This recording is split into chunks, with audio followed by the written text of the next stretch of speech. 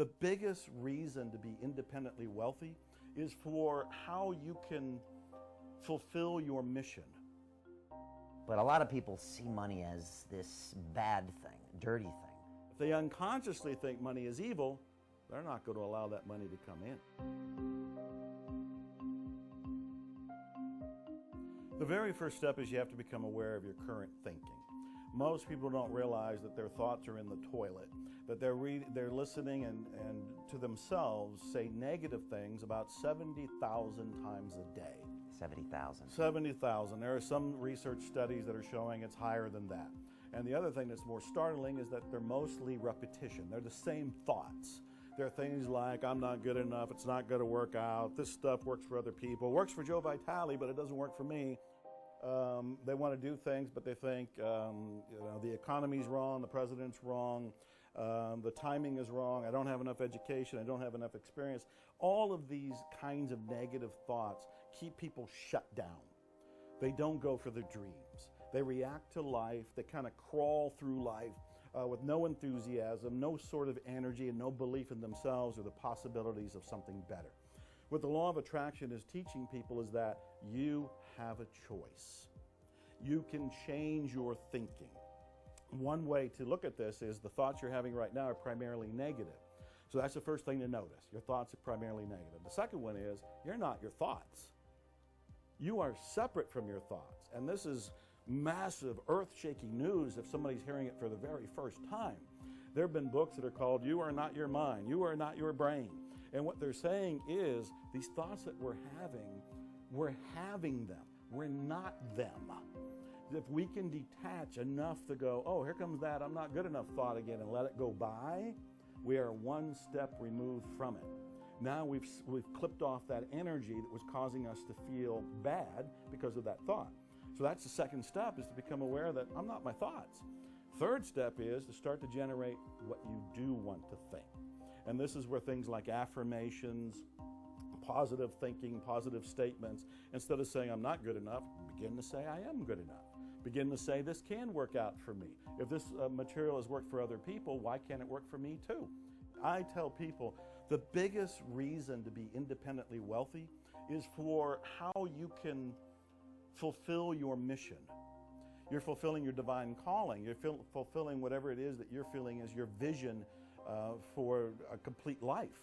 And so I think at that point, that is beautiful. What a fantastic reason to have wealth or to have jet. It's a difference you can make in people's lives. Such a fascinating concept, Joe, because a lot of people in the quote-unquote spiritual world, they have this real dysfunctional relationship with money and possession. Yeah. And I usually say to them, look, the money allows you to scale your message and help more people.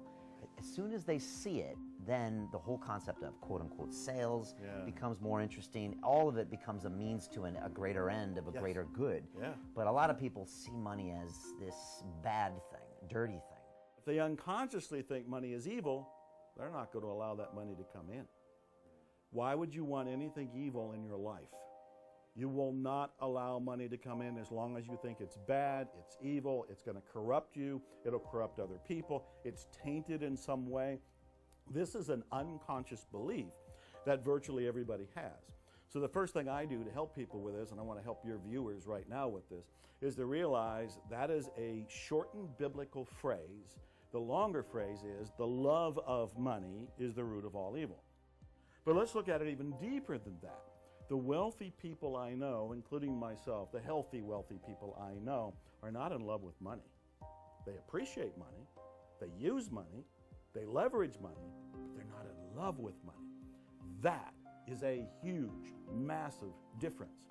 As soon as somebody realizes, oh, money is actually just a means of exchange that we've agreed on. We don't have to give goat skins in exchange for, milk or something at this point. The old barter system, now we have something called money. Well, it's not bad.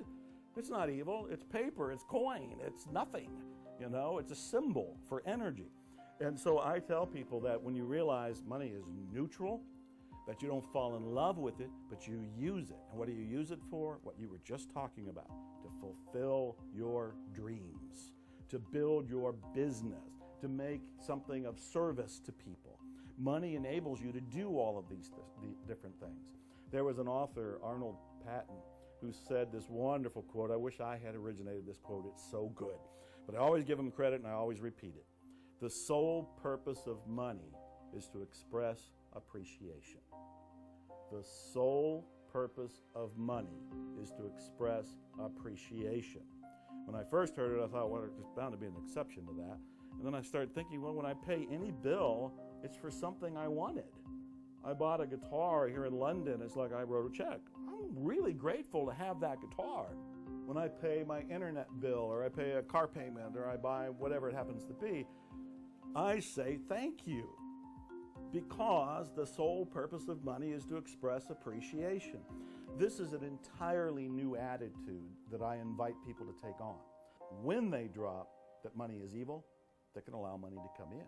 Right. When they think that money is a tool for appreciation, now there's a sense of love and gratitude around it. But you don't love money, you use money.